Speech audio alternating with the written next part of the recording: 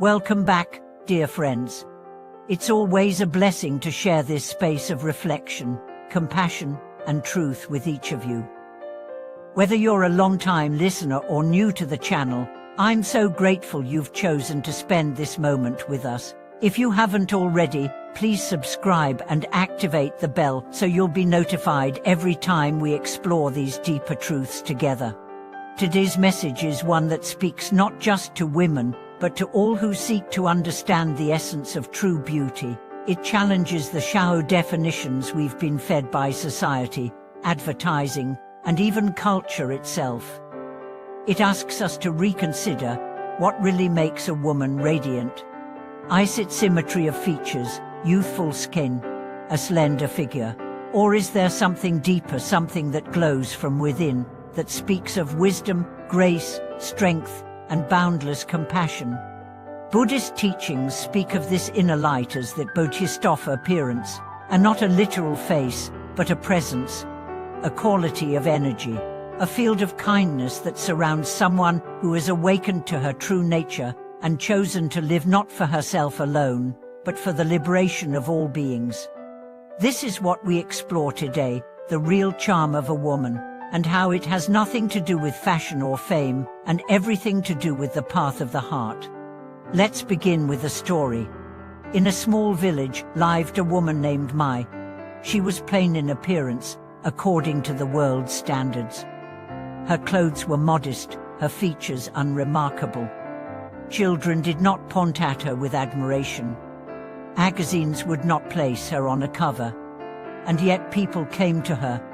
They came when their hearts were broken. They came when they had no one else. They came when they were too ashamed to speak to anyone else. Because Mai listened not to respond, but to understand. She looked at you not to judge, but to hold space. When she smiled, it wasn't a performance. It was a gift. One day, someone asked her, "Why do people trust you so easily?" She answered, "Because I trust the light in them, even when they can't see it themselves." That is the Bodhisattva appearance. It is not shaped by mascara. It is sculpted by love. True beauty is recognition. A recognition of your shared humanity with another. A recognition of their pain, their joy, their journey. It's a mirror of empathy that says, "I see you, I accept you, I walk with you." Let's dive deeper. In Buddhist texts, there are descriptions of bodhisattvas adorned with celestial jewelry, glowing with divine light, surrounded by lotuses. But these are not literal descriptions. They are metaphors for inner qualities. The jewelry is virtue, the glow is presence. The lotuses are purity born from struggle. You can see these qualities in women around you. The mother who rises before dawn to prepare breakfast with care. The teacher who notices when a student is quietly suffering. The nurse who holds a dying patient's hand and whispers peace into their final breath. These are acts not of ego, but of essence. They do not seek applause. They rise naturally, like the fragrance of a flower. Now let's look at the world we live in. Women are told from an early age that their value lies in how they appear. Magazines shout about skin products. Advertisements scream about body size. Social media praises filters and fantasy. But none of that lasts. Time will soften your features. Wrinkles will appear. Hair will gray. The mirror will change. But the light within you can grow brighter with every passing year. A woman named Clara once told me, "I spent my 20s trying to be beautiful. I spent my 30s trying to be useful. And now, in my 40s, I'm trying to be real." I asked her, "Which has brought you the most peace?" She said, "This one. Because being real means embracing your wholeness, not just the polished parts, the messy, the tired, the scared. All of it. And offering it anyway." When you live from that place, something shifts. People stop being drawn to your looks, they are drawn to your presence. They want to sit near you, not because of how you shine, but because of how you make them feel safe, seen, loved. This is not something you can fake. It is not taught in etiquette classes or discovered in fashion boutiques. It is born through practice, through compassion, through service.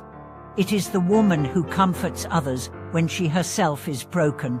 It is the woman who speaks truth gently but firmly. It is the woman who forgives even when she is still healing. She is not perfect, but she is present. The Bodhisattva appearance is not for the few.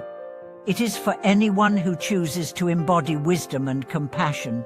It grows every time you choose to respond instead of react, to love instead of judge, to stay instead of flee. Let me share another story. A teenage girl once met an elderly nun at a temple. The nun was bent with age, her face lined like a river map. The girl asked, "Weren't you ever afraid of getting old and unattractive?" The nun chuckled, "I was never beautiful in the eyes of the world, but I became beautiful to the people who needed me." The girl said, "How?" And the nun replied, "I learned to love them before they could prove they were worthy." That moment changed the girl's life. And maybe it will change yours. You don't need to be praised to have worth. You don't need to be noticed to make a difference. You don't need to be flawless to be sacred. You need only to choose love again and again, especially when it's difficult. This is the path of the Bodhisattva. And this is the path of true beauty. So to all the women watching this video, whether young or old, married or single, struggling or thriving, you are beautiful when you are kind. You are radiant when you are real. You are powerful when you choose compassion over comparison. Do not chase the beauty the world sells you. Cultivate the beauty your soul was born to express.